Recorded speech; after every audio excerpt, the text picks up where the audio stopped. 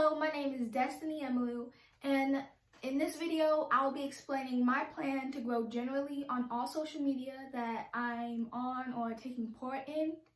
Now, I did make individual videos about how to separately grow on YouTube, Instagram, and TikTok. On those 3 different videos, I made a separate video on all of them on my plan to grow singularly on those platforms. However, this video will be a generalization of social media in general. Definitely some common tips, some common things you need to do that I believe will allow me to grow and at that grow pretty sufficiently, pretty effectively. So if you don't want to watch all those 3 videos separately, you can stay here, watch this video on how I plan to grow on all my social media.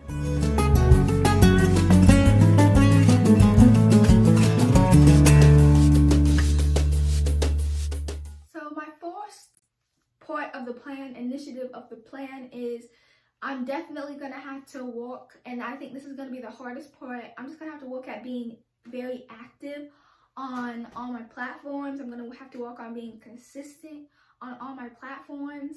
And that will definitely, the reason I say that's the hardest part is because, you know, anyone can get on a camera or make a TikTok now and then that's the fun part. Like, you can do it. It's a little time waster. It takes up your time.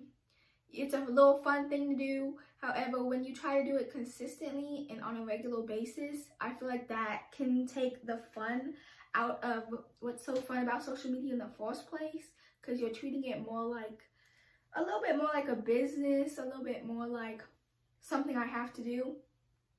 But definitely being consistent and active on all my accounts is a key way to continue growing. And of course, on all my accounts, the content that you put out, I do believe in quality over quantity.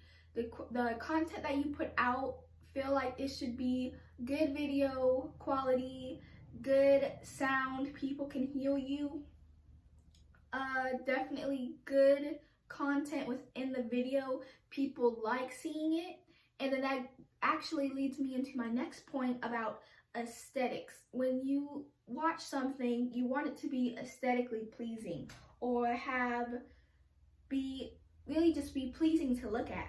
And that will, by itself, just having good quality and putting stuff out there that people would stay on because of that good quality is definitely a key way to grow, a key way to attract other people's, and a definite rule to all social media: have good quality content. Now, involving all good quality content, that includes having a good description, making sure there's subtitles so people know what you're saying if you're on YouTube or TikTok, having good quality pictures. The picture is clear, the picture is aesthetically pleasing, people would want to see it, or it's interesting. If you're on YouTube, having good clear thumbnails definitely will be the attractor of people watching. Definitely, it's like when people say don't judge a book by the cover. However, on social media, that's all people do. So when you look at something and then it's your initiative to click on it, you're gonna click on it based on what you foresee on the outside. And regardless of what's on the inside, it does not matter the value you offer if the outside does not look good, because that will not attract people regardless. So definitely just have good quality in everything you put out. Now, on all social media, there is a common section where you can look at your analytics. So I'm going to learn how to read analytics, how to understand analytics, and that should help me decide on things such as when to post, what content am I putting out that people like the best, what am I doing that people like, and continue to build off that, or try something new if it's not working and see how that relates to your audience. And looking at analytics will also allow you to see who your audience is, male, female, age.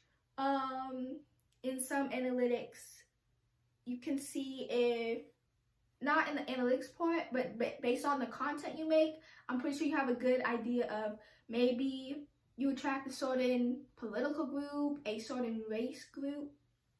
So definitely looking at analytics and learning from yourself will be a great growth strategy as well. Another part of my plan that I know I need to probably get better at is taking criticism. So if you put something out and then you have comments like, oh, I think this could have been better, or, you know, I didn't really like this, then try not to be so reactive and just take it as hate. Maybe you can look at the comment a little bit. And I think you know when something is hate rather than them trying to tell you, hey, I just didn't like this. So definitely be careful on that. And if it is constructive criticism, take that into account. Say, okay, well, can I change this so more people feel comfortable? Or can I change this so more people will like this type of content? Definitely is part of my plan that I will have to be looking at and be deconstructing as well. Another part of my plan is on all my platforms, I'm going to need to set goals for myself. For example, I could say, I want this many views by this day, or I want to be able to make this much content by this time. And setting those goals, I said this in one of my other videos, setting those goals will definitely take your mind off just looking at the numbers, just looking at the view count, just looking at the subscriber count, at the follower count, any one of those. And I think once you take your mind off that and stop looking at, okay, well, I want to get monetized, or I want to get on the Creators Fund, then I feel like that takes yourself out of it. You can look at it. It doesn't stress you out as much. It doesn't get you as frustrated that you're not there yet. So setting small, reasonable goals for myself will be a big part of my plan, not only for pure growth, but make sure I'm having fun, make sure I'm not completely frustrated during this process. Because it is a process, I'm gonna have to learn to enjoy the process and not just looking for a destination to get to quickly. So that's another part of my plan that I will be enforcing. So another part that I will be doing on all my platforms is you have to see pages or accounts that are similar to yours, and from that you can learn, oh, people already like this, or when you experiment on your page, you can go on other people's pages and say, oh, that's the approach they're going to make this content. And most important thing is going and not completely copying them, but just taking advice, taking good quality thought processes, and then applying those to your page with your own personal design to it. Put your own personal twist, make it unique to you so people like your page, but they can come to your page for this little bit different thing.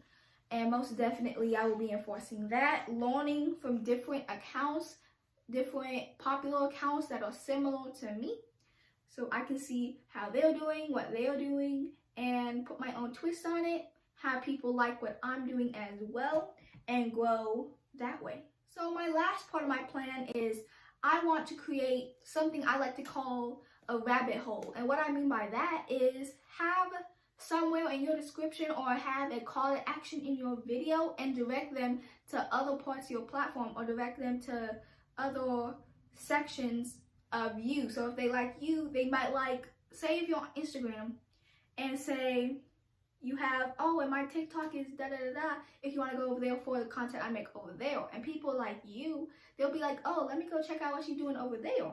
And then on TikTok you can put your, just say, YouTube channel, and be like, hey, I do this on YouTube and I do this part on Instagram, they'll be like, I kind of like her, so let me go see what she's doing on YouTube, or let me go see what she's doing on Instagram.